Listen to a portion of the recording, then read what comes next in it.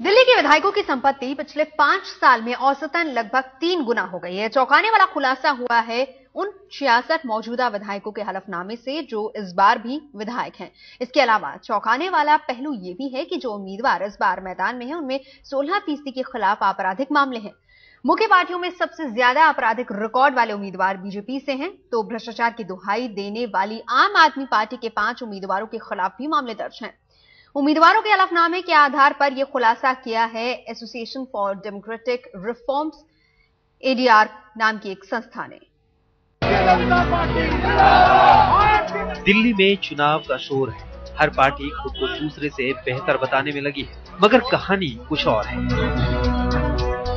दिल्ली के दंगल में उतरे 810 उम्मीदवारों में से 796 के हलफनामे की पड़ताल में कई चौंकाने वाली जानकारियां निकलकर सामने आई है। 796 में से 129 उम्मीदवारों के खिलाफ आपराधिक मामले हैं, जो कुल उम्मीदवारों का 16% है। पिछली बार ऐसे उम्मीदवारों का आंकड़ा 14% था। चलिए अब ये भी देख लीजिए कि किस पार्टी के कितने उम्मीदवारों पर आपराधिक मामले दर्ज हैं। मुख्य पार्टियों में सबसे ज्यादा यानी 46% आपराधिक पृष्ठभूमि वाले उम्मीदवार बीजेपी ने उतारे हैं, जबकि कांग्रेस ने 21% और आम आदमी पार्टी ने 7% ऐसे उम्मीदवारों को टिकट दिया है।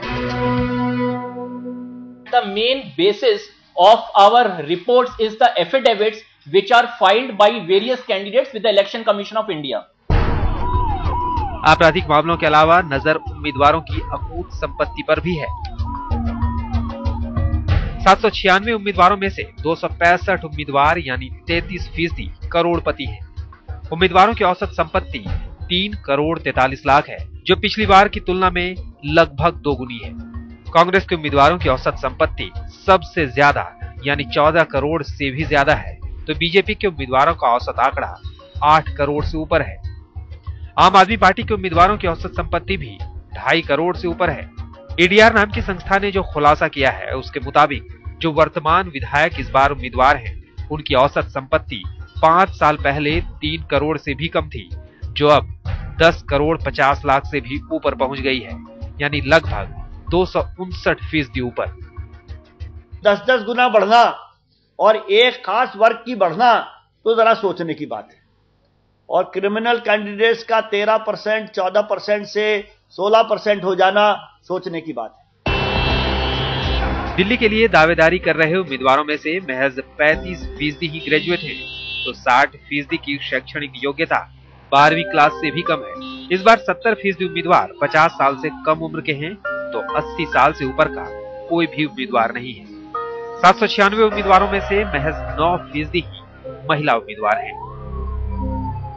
दिल्ली देश की दिशा तय करता है, इसलिए ये जरूरी है कि दिल्ली का नुमाइंदा कौन हो, इसका फैसला दिल्ली वाले खूब जांच परख कर करें। और यह अब बिल्कुल आसान है, क्योंकि सारी जानकारियां अब आपके सामने चुटकी भर में मौजूद हैं।